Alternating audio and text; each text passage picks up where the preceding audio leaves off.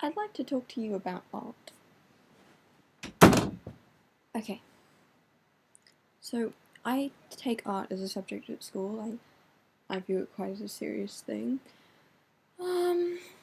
Not everybody in my class does, which is frustrating. They view it as either a blood subject or like all we're meant to do is draw.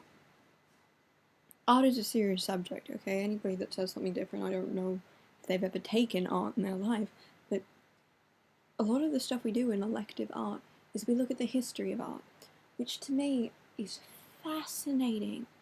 Because when you look at the history of art, you're not just looking at pretty pictures, especially we're looking at the human figure.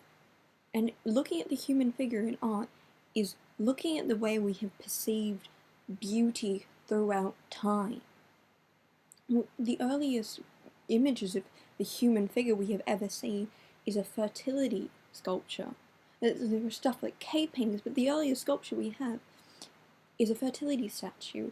When this woman, she has large breasts, large hips, she is curvy.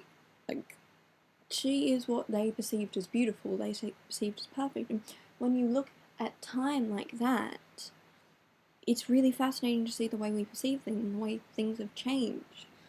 What we have seen as beautiful has changed what our art is.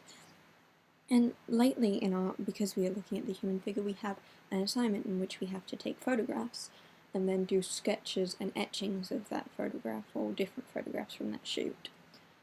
And so in art we did a shoot the other day, and a lot of girls in my class did not want to be the model because they felt like when you were the model for an art class that everyone is looking at the flaws, all these tiny flaws that you have. But actually, and this is what I adore about art, when you look at the human figure, when you have a model sitting in front of you and you are studying her, you don't look at the flaws as something wrong. You look at them as parts of a whole, as shapes that make up a human body, and all these flaws are what makes it interesting. So I mean, Greek and Roman sculptures, we view them as beautiful, yes, but could you stare at them for hours on end and find it interesting? No, because these Greeks, they didn't look at a single person for their sculptures. They looked at what they saw as beautiful, as what they saw as the perfect human. So they melded together the most average nose, the most average eyes, the most average mouth. They melded together all these average parts. And so it made, yes, a beautiful image, but it wasn't interesting. You don't look at that and become intrigued. You don't view that as a whole. It's just beautiful. And that is why I like art. That is why I chose to be the model, because I knew that I was not viewed for my flaws, but as a whole, as a beautiful individual figure that should be photographed, that should be commemorated. And also, I think models don't just want to be models because they think they're beautiful, but it kind of stems from way back to the idea of muses. We want to create. Even if we are not the creator, we want to be the reason behind this.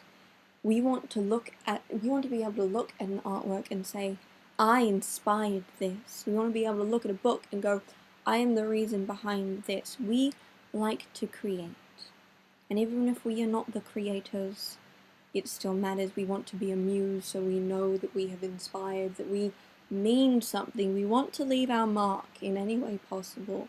Being a model lets you do this. Being a muse lets you do this. Being an artist makes you do this. Art is fascinating, and I don't understand how people just view it as drawings and it's meaningless drivel. It has so much life in it. Thank you for listening.